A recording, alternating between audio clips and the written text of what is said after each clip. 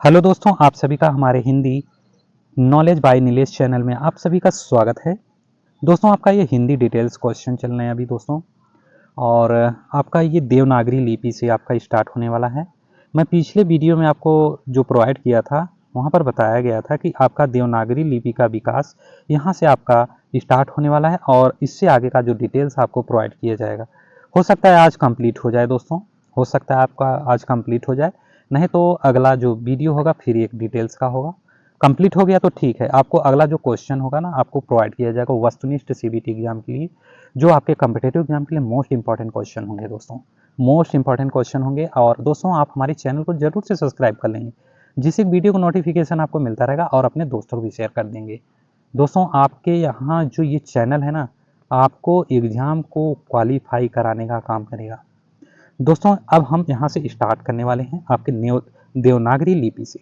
देवनागरी लिपि का विकास, यहाँ पर कुछ पॉइंटें दी गई हैं, पॉइंटें दी गई हैं, पॉइंटें दी गई हैं, देखिए पॉइंटें दी गई हैं। तो आपका जो ये पॉइंट है, ये पॉइंट देवनागरी लिपि का विकास के लिए है, और दोस्तों यहाँ से आपको देखने हैं। और दोस्तों, आपका एडवांस क्वेश्चन चलने वाले हैं, हो सकता है आज कंप्लीट हो जाए तो आपको एडवांस वस्तुनिष्ठ सीबीटी एग्जाम के लिए क्वेश्चन मिलने वाले हैं अगले वीडियो से। और यहाँ पर देखिए क्या कहा जा रहा है ये देवनागरी लिपि का विकास में, कि इसका विकास कैसे हुआ, देवनागरी लिपि का विकास कैसे हुआ। तो देखिए दोस्तों, उच्चरित जो ध्वनि है संकेतों की सहायता से भाव या विचार की अभिव्यक्त भाषा कहलाती है। भाषा के बारे में समझ पा रहे हैं, भाषा के बारे में समझ पा रहे हैं दोस्तों। ये उच्चरित ध्वनि संकेतों की सहायता से जो भाव या विचार आपके हैं वो अभिव्यक्त किया जाता है, वो भाषा कहलाती है। जबकि जो लिखित वर्ड होते हैं ये संकेतों की सहायता से भाव या विचार की अभिव्यक्त लिपि भाषा श्रव्य होती हैं, जबकि जो लिपि दृश्य है आपके भाषा श्रव्य होती है, जबकि लिपि दृश्य है। तो नेक्स्ट पॉइंट आपका कह रहा है कि भारत की जो सभी लिपियां ब्राह्मी लिपि से ही निकली हैं। ठीक है, जो भारत की सभी लिपियां हैं वो ब्राह्मी लिपि से ही निकली हैं। तो आपके जो ब्राह्मी लिपि का प्रयोग वैदिक आर्यों ने शुरू किया है। वैदिक जो आपके ब्राह्मी लिपि है आपके, ये प्रयोग वैदिक आर्यों ने शुरू किया है। अब आइए दोस्तों यहाँ पर नेक्स्ट पॉइंट पर। नेक्स्ट पॉइंट आपका कह रहा है कि जो ब्राह्मी लिपि का जो प्राचीनतम नमूना है वो 5वीं सदी बीसी का है, जो कि बौद्धकालीन जो ब्राह्मी लिपि है ये 5वीं सदी बीसी का है, जो कि आपके बौद्धकालीन है, बौद्धकालीन है। ठीक है, आइए नेक्स्ट पर। नेक्स्ट पर आपके दोस्तों गुप्त काल है। पॉइंटें आपके जो दिए गए हैं आपके गुप्त काल के दिए गए हैं। तो गुप्त काल में आपके गुप्त काल के आरंभ में जो ब्राह्मी के दो भेद हो गए, उत्तरी ब्राह्मी और वह दक्षिणी ब्राह्मी। दक्षिणी ब्राह्मी से आपके तमिल लिपि मिली हुई है और कलिंग लिपि, दूसरा आपका जो है कलिंग लिपि। फिर इसके बाद आपका जो तेलुगु कन्नड़ लिपि ग्रंथ लिपि। ठीक है, ये तमिलनाडु मलयालम लिपि है। फिर ग्रंथ लिपि से आपकी विकसित का विकास हुआ है। नहीं समझ पाए इसको। गुप्त काल के जो आरंभ में आपके ब्राह्मी दो भेद हो गए, एक उत्तरी ब्राह्मी और एक दक्षिणी ब्राह्मी, आपके ये दो भेद। तो दक्षिणी ब्राह्मी से आपके तमिल लिपि मिली हुई है और कलिंग लिपि हुई है। ठीक है, और फिर इसके बाद आपके तेलुगु कन्नड़ लिपि आ गई, फिर इसके बाद ग्रंथ लिपि हो गई, फिर ये तमिलनाडु है आपके, फिर मलयालम है, और लिपि में आपके ग्रंथ लिपि से विकसित का विकास हुआ है। अब उत्तरी ब्राह्मी से देखिए दोस्तों, उत्तरी ब्राह्मी आपकी से नागरी लिपि का विकास हुआ है। ठीक है, यहाँ पर पहले दक्षिणी ब्राह्मी को बताया गया था, फिर इसके बाद आपके यहाँ उत्तरी ब्राह्मी से आपकी नागरी लिपि का विकास हुआ है। नागरी लिपि का, ये उत्तरी ब्राह्मी है आपकी। ठीक है, ये नागरी लिपि का विकास हुआ था यहाँ पे।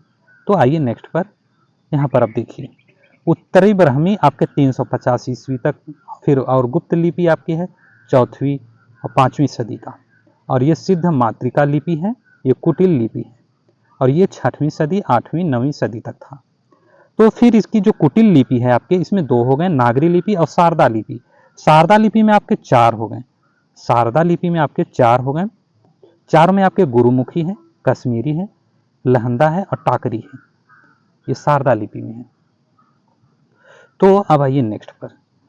नेक्स्ट में आपका नागरी लिपि का प्रयोग काल 8वीं-9वीं सदी ईस्वी से आरंभ हुआ था और 10वीं-12वीं सदी के बीच इसी प्राचीन नागरी से उत्तरी भारत की अधिकांश आधुनिक लिपियों का विकास हुआ और इसकी दो शाखाएं मिलती हैं, पश्चिमी व पूर्वी।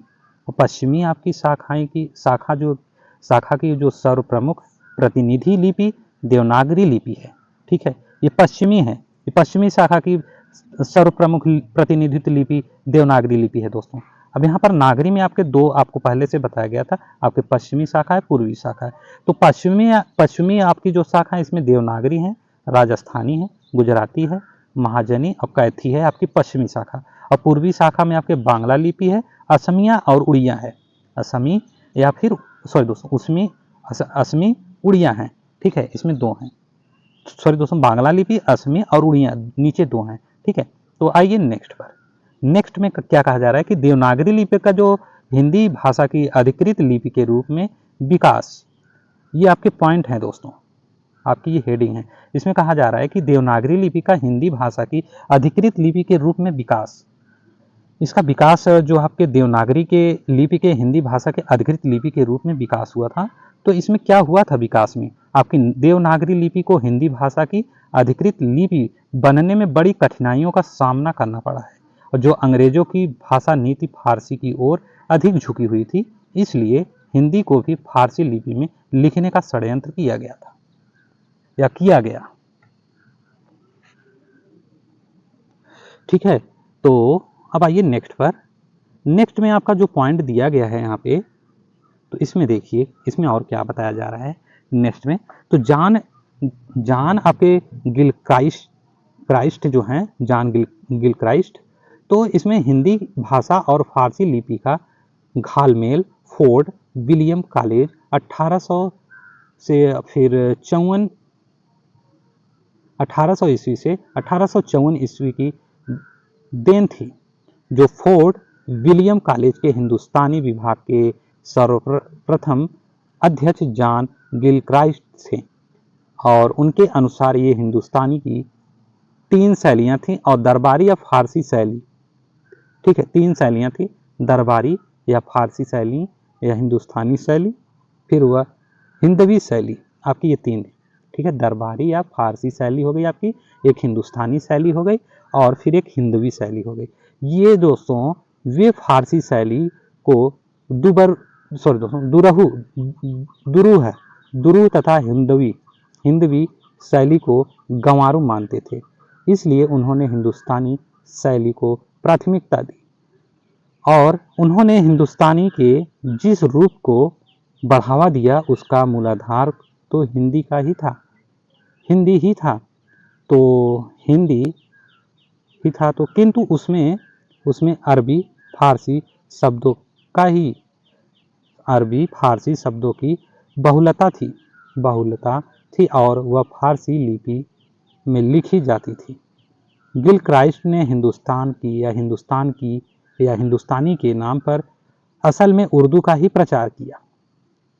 ठीक है दोस्तों, ये देखिए गिलक्राइस्ट ने हिंदुस्तानी के नाम पर ये असल में उर्दू का ही प्रचार किया था। तो अब आइए नेक्स्ट पर। नेक्स्ट पॉइंट क्या कह रहा है आपका, विलियम प्राइस। ये विलियम प्राइस इसमें बीच में आ गए। 1823 ईस्वी में ये हिंदुस्तानी विभाग के अध्यक्ष के रूप में विलियम प्राइस की नियुक्ति हुई। उन्होंने हिंदुस्तानी के नाम पर हिंदी नागरी लिपि में लिखित पर बल दिया और प्राइस ने गिलक्राइस्ट द्वारा जनित भाषा संबंधित भ्रांति को दूर करने का प्रयास किया, लेकिन प्राइस के बाद कॉलेज की गतिविधियों में कोई विशेष प्रगति नहीं हुई। ये आए आपके विलियम प्राइस। तो आपकी ये देवनागरी आपकी जो लिपि में लिखित पर बल दिया था, तो लेकिन इसमें कोई जो कॉलेज की जो गतिविधियों में कोई विशेष प्रगति नहीं हुई थी। तो आइए नेक्स्ट पर। नेक्स्ट क्या कर रहा है पॉइंट, तो अदालत संबंधित विज्ञप्ति जो 1837 ईस्वी में, वर्ष 1830 ईस्वी में ये अदालत संबंधित विज्ञप्ति है, ये 1837 ईस्वी में आया हुआ था दोस्तों, अदालत की संबंधित विज्ञप्ति। तो इसमें वर्ष 1830 सॉरी दोस्तों वर्ष 1830 ईस्वी में इसके जो अंग्रेजी कंपनी द्वारा जो अदालतों में फारसी के साथ साथ देसी भाषाओं को भी स्थान दिया गया।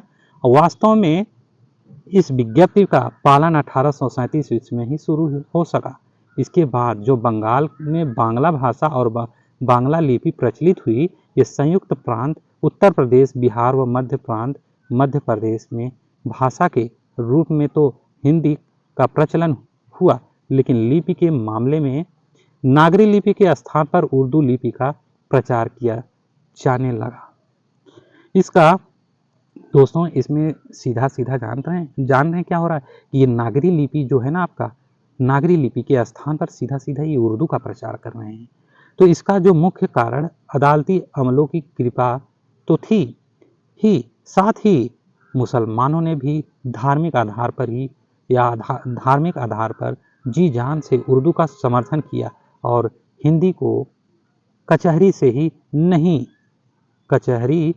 नहीं शिक्षा से भी निकाल बाहर करने का आंदोलन चालू किया।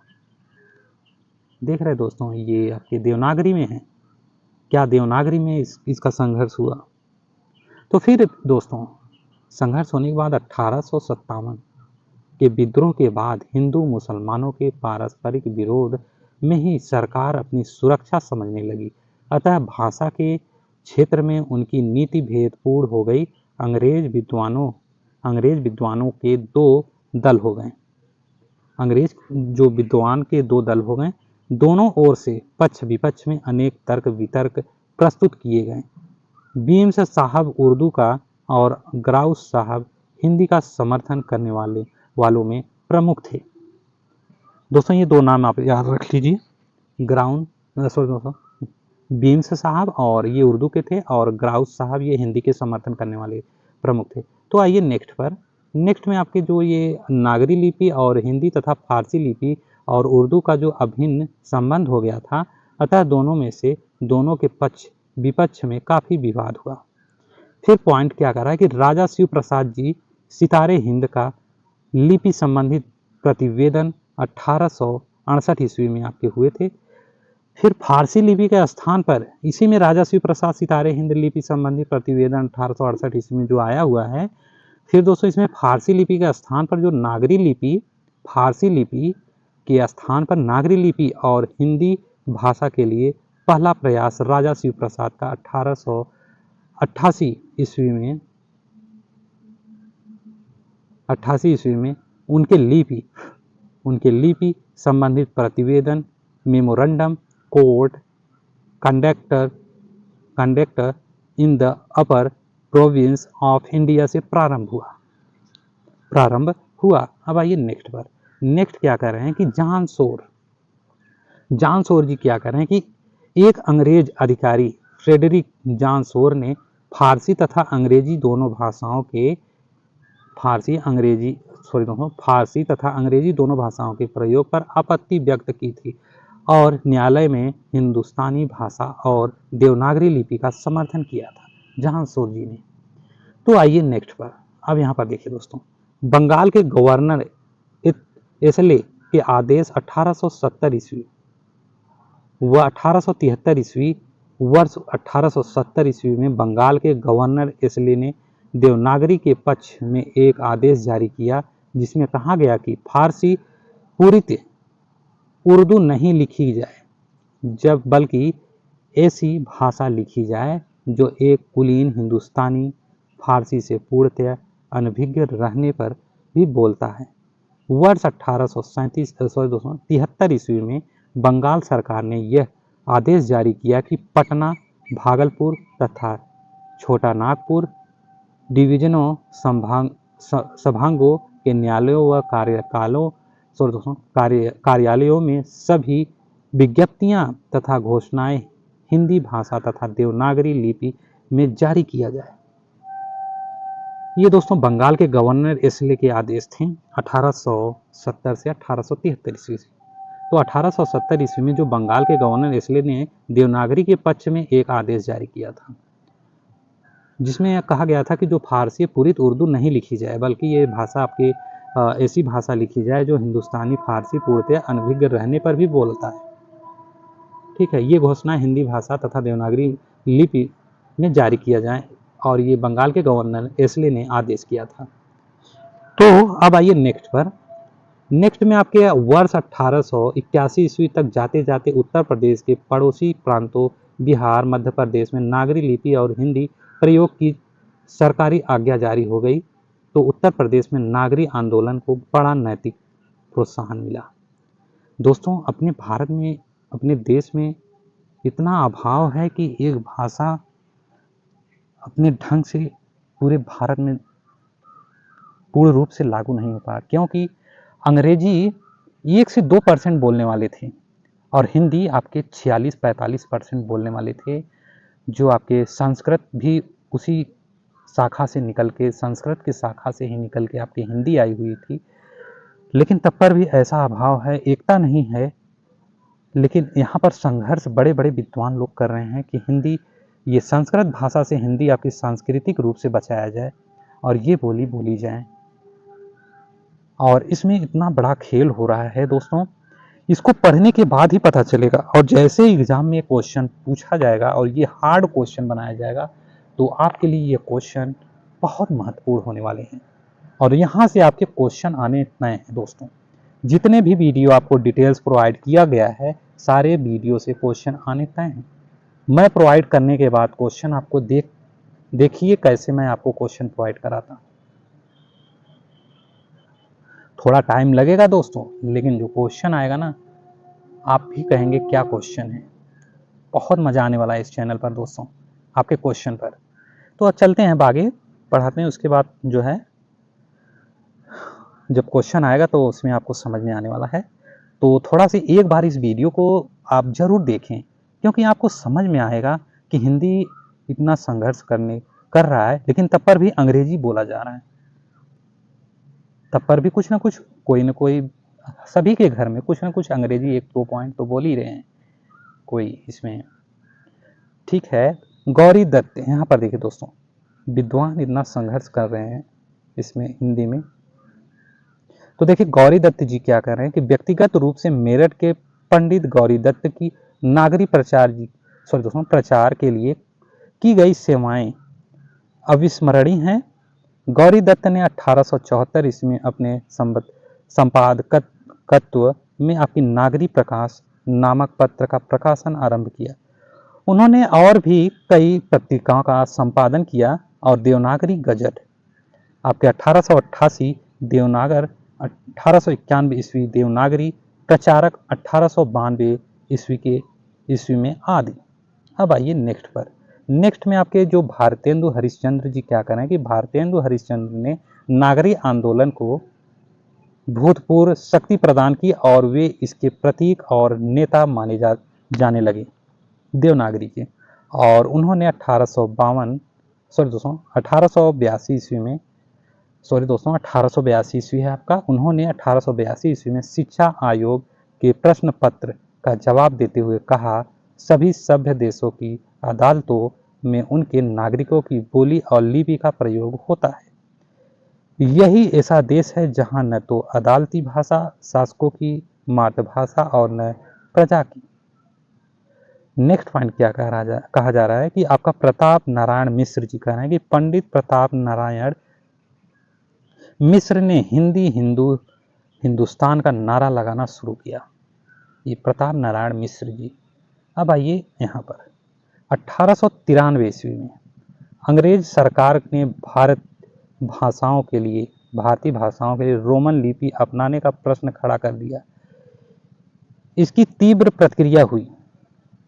अब आइए नेक्स्ट पॉइंट, नागरी प्रचारणी सभा में काशी स्थापना 1893 ईस्वी में वह मदन मोहन मालवीय जी ने कहा है कि नागरी प्रचारणी सभा की स्थापना वर्ष 1893 ईस्वी में नागरी प्रचार एवं हिंदी भाषा के संवर्धन के लिए नागरी प्रचारणी सभा काशी की स्थापना की गई।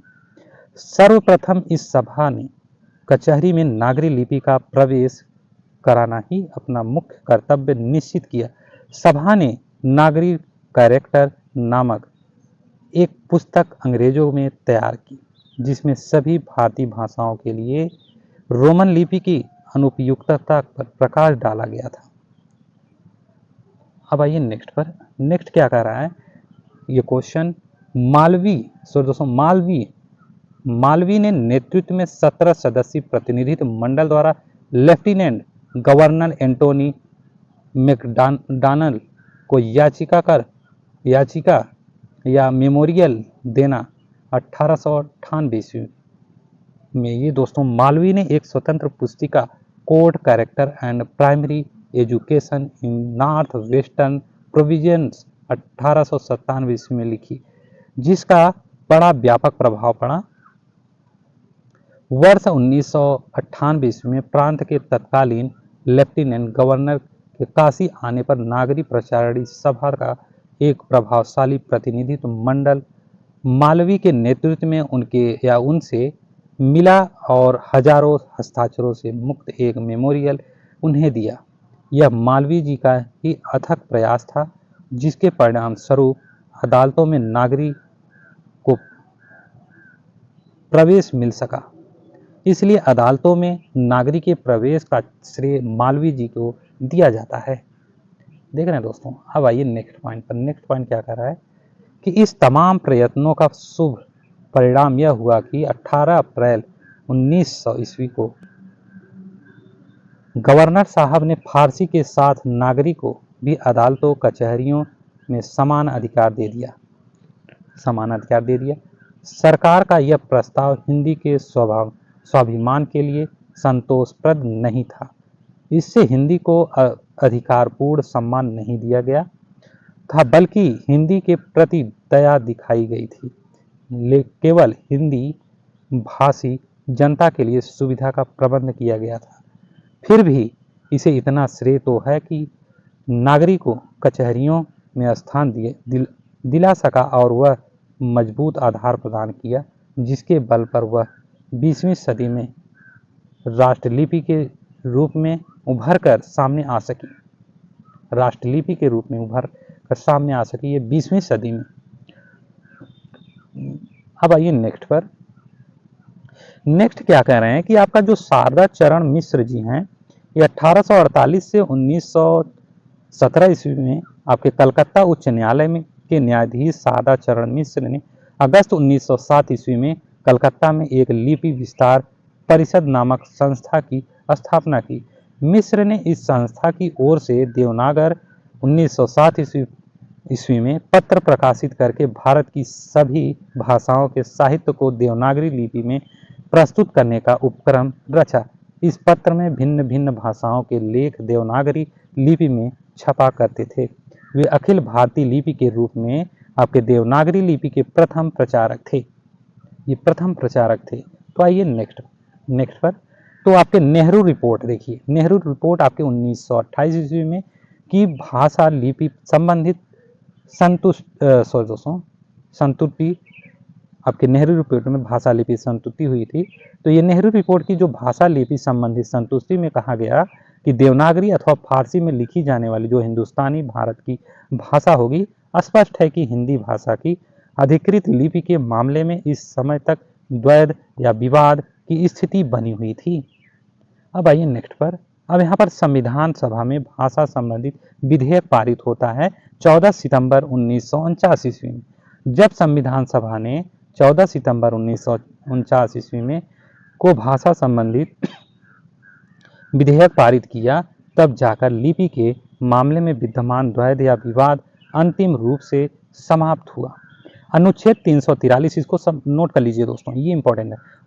ये जो मैं यहाँ पर अभी बता रहा हूँ, ये इसमें से बहुत सारे क्वेश्चन बनेंगे, इसलिए बता रहा हूँ, इंपॉर्टेंट है। अनुच्छेद 343(1) में स्पष्ट घोषणा की गई कि संघ की राजभाषा हिंदी और लिपि आपके देवनागरी होगी। इस प्रकार 150 वर्षों 1800 से 1949 ईस्वी के लंबे संघर्ष के बाद देवनागरी लिपि हिंदी भाषा की एकमात्र और अधिकृत लिपि बन गई या बन पाई। अब आइए नेक्स्ट पर। देवनागरी लिपि का नामकरण देखिए दोस्तों। देवनागरी लिपि का नामकरण। देवनागरी लिपि की लोक नागरी एवं हिंदी लिपि भी कहा जाता है। दोस्तों इसको समझिए, देवनागरी लिपि को आपको लोकनागरी एवं हिंदी लिपि भी कहा जाता है। ये दो चीजें कहा जा रहा है देवनागरी लिपि का नामकरण में। तो आपके देवनागरी का जो नामकरण है विवादास्पद है। ज़्यादातर विद्वान गुजरात के नागर ब्राह्मणों ने या ब्राह्मणों से इसका संबंध जोड़ते हैं। ठीक है, गुजरात के नागर ब्राह्मणों से इसका संबंध जोड़ते हैं देवनागरी का। तो ये विवादास्पद है। अभी ज़्यादातर विद्वान आपके गुजरात के ब्राह्मणों से ये इसका संबंध जोड़ते हैं। उनका मानना है कि गुजरात के सर्वप्रथम प्रचलित होने से वहाँ के पंडित वर्ग अर्थात नागर ब्राह्मणों के नाम से इसे नागरी कहा गया। अपने अस्तित्व में आने के तुरंत बाद इसने देवभाषा संस्कृत को लिपिबद्ध किया, इसलिए नागरी में देव शब्द जुड़ गया और बन गया देवनागरी। देवनागरी लिपि का स्वरूप कैसा है, यहाँ पर पॉइंट दिया गया है। तो यह लिपि आपकी बाईं ओर से दाईं ओर लिखी जाती है। देवनागरी लिपि का जो स्वरूप है आपका, ये दोस्तों बाईं से दाईं ओर लिखी जाती है, जबकि फारसी लिपि में या उर्दू अरबी फारसी भाषा की लिपि दाईं ओर से बाईं ओर लिखी जाती है। दाहिने से बाईं ओर। और आपके जो देवनागरी लिपि है आपकी, ये बाईं से मतलब पीछे से बाईं से ये दाहिने ओर लिखी जाती है। तो यह सॉरी दोस्तों, आपके लिखी जाती है जो। अब आइए नेक्स्ट पॉइंट पर। तो नेक्स्ट पॉइंट आपका कह रहा है कि यह अक्षरात्मक लिपि या सिलेबिक स्क्रिप्ट है। यह अक्षरात्मक लिपि है जो सिलेबिक स्क्रिप्ट है, जबकि रोमन लिपि आपकी अंग्रेजी भाषा की लिपि है। जबकि रोमन लिपि आपकी अंग्रेजी भाषा की लिपि यहाँ पर बताया गया है दोस्तों, इसको समझिए। आपके रोमन जो वहाँ पर प्रयास किया गया था लाने के लिए, जबकि रोमन लिपि अंग्रेजी भाषा की लिपि है। वर्णात्मक लिपि अल्फ़ाबेटिक स्क्रिप्ट है, ये समझ पा रहे हैं, अल्फ़ाबेटिक स्क्रिप्ट है। तो आइए नेक्स्ट पर। नेक्स्ट में आपका देवनागरी लिपि के गुण। देवनागरी लिपि के गुण आपको अगले वीडियो में प्रोवाइड किया जाएगा। यहाँ से दोस्तों देवनागरी लिपि के गुण आपको अगले वीडियो में प्रोवाइड किया जाएगा। और आपका जो क्वेश्चन बनने हैं, ये वीडियो आपको प्रोवाइड किया गया है। इसके बाद आपका जो देवनागरी लिपि के गुण हैं ये प्रोवाइड किया जाएगा। इसके आगे का थोड़ा सा और है, उसमें बता दिया जाएगा आपको। इसके बाद आपको क्वेश्चन प्रोवाइड किया जाएगा। और दोस्तों आप हमारे चैनल को अपने दोस्तों को भी शेयर कर दीजिए। आप भी चैनल को सब्सक्राइब कर लेंगे, वीडियो को लाइक भी कर देंगे दोस्तों। और दोस्तों आप जरूर से सब्सक्राइब कर लेंगे, जिससे वीडियो को नोटिफिकेशन आपको मिलता रहेगा। और आपकी ये मोस्ट इंपॉर्टेंट है दोस्तों। देखिए यहाँ से क्वेश्चन कैसे बनता है, आप समझ नहीं पाएंगे क्वेश्चन बनाया कैसे गया है। और बहुत बेहतरीन क्वेश्चन आने वाले हैं जो आपके एग्जाम के लिए बहुत मोस्ट इंपॉर्टेंट काम करेगा, आपको क्वालिफाई कराने का काम करेगा दोस्तों। Thank you so much guys, thank you so much.